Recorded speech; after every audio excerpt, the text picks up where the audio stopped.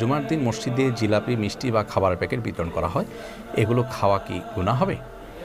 মসজিদে যে খাবারের প্যাকেট বা জিলাপি, মিষ্টি ইত্যাদি বিতরণ করা হয়ে থাকে, এগুলো যদি এজন্য বিতরণ করা হয় যে মসজিদে মুসল্লিরা এসেছেন, ওয়ালা ইয়াকুতু আমাকা ইল্লা তাকিয়্যুন, মুত্তাকি পরহেজগারদেরকে খাওয়ানোর পরে, ভালো মানুষদেরকে, নেককার মানুষদেরকে মেহমানদারি করার পরে কোরআন হাদিসে উৎসাহ দেওয়া হয়েছে। সেই জন্য মসজিদে খাবার নিয়ে আসা হয়েছে যে নামাজিরা নামাজের শেষে প্যাকেট নিয়ে যাবেন বা খাবেন।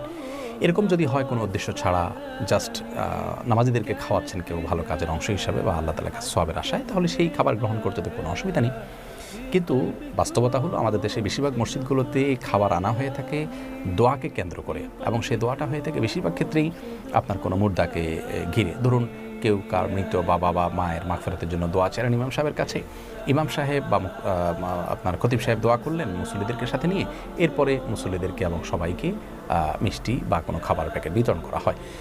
মৃত ব্যক্তির জন্য দোয়া করে পারিশ্রম নেওয়া জায়েজ নাই, আর দোয়া করিয়ে পারিশ্রমিক দেওয়াও জায়েজ নাই। মৃত ব্যক্তির জন্য আমরা নিজের আল্লাহর কাছে দোয়া করব, অন্যদের কাছে দোয়া চাইব, কিন্তু কাউকে পারিশ্রমিক দিয়ে তাকে দিয়ে দোয়া করানো এটি উচিত নয়।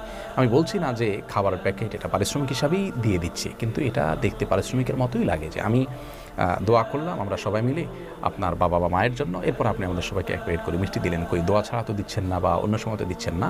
হ্যাঁ, এটা ঠিক যে মসজিদে যারা আছে সবাইকে দিচ্ছে, ইভেন কেউ দোয়াতে সামিল ছিলেন না তাকেও দিচ্ছেন, কিন্তু দৃশ্য তো এটা ওই দোয়ার বিনিময়ের মতো দেখতে দেখায়।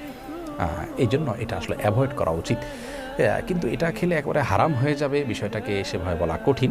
তবে সন্দেহাতীতভাবে তাকওয়ার দাবি হলো এমনটি না করা, এবং যদি মৃত ব্যক্তির জন্য দোয়ার প্রয়োজন হয় তো মুসল্লিদের কাছে দোয়া চাওয়া যেতে পারে যে আপনারা সবাই আমার মার জন্য, বাবার জন্য দোয়া করবেন। তারা যাদের মতো দোয়া করলেন, আর আপনি খাবারটা এমনিতে মুসল্লিদেরকে একদিন খাবার দিলেন কিংবা অন্য কোনো গরিব মানুষদেরকে খাবার দিলেন, অর্থাৎ দোয়ার সাথে খাবারকে শর্তযুক্ত করে মুর্দাকেন্দ্রিক দোয়া করিয়ে তার বিনিময়ে খাবার দেয়া, এটি শরীয়তের দৃষ্টিকোণ থেকে সঠিক কাজ নয়।